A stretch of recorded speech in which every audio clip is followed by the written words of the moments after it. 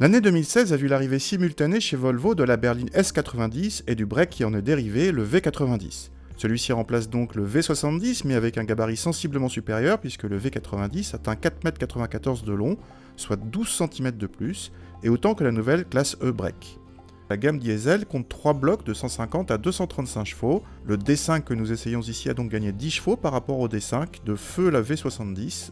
Il est obligatoirement associé dans le V90 à la transmission intégrale et à la boîte automatique à 8 rapports.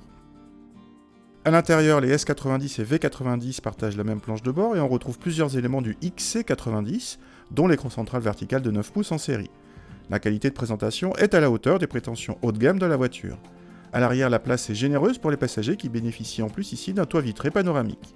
Le coffre est annoncé à 560 cm3 par Volvo, il est surtout profond mais manque de hauteur. Bon point avec le cache-bagages qui se remonte automatiquement en même temps que le haillon. Une cloison rabattable permet de compartimenter l'espace disponible.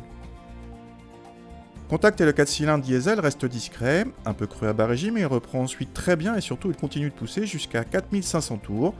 La boîte auto à 8 rapports est douce, rapide et bien gérée, et la motricité sans faille avec les 4 roues motrices. Notre modèle chaussé de roues de 20 pouces et dépourvu de suspension pilotée s'est montré un peu ferme, mais cette configuration donne plus de dynamisme à l'auto. Cette V90 est surtout impressionnante sur autoroute où le faible niveau sonore, la facilité des relances et le confort des sièges vous promettent un bon voyage. Si la question est, cette V90 est-elle un bon break ? Oui, mais la classe E-Break fait nettement mieux en volume de chargement. Si la question est, constitue-t-elle une alternative crédible aux A6 série 5 ou classe E en tant que break premium ? Oui, sans problème, par la plupart de ses prestations, dont le niveau d'équipement par lequel il peut même donner quelques leçons à la concurrence. Quant au tarif, notre modèle d'essai atteint 61 000 € hors option, soit 3 000 de plus que la berline équivalente.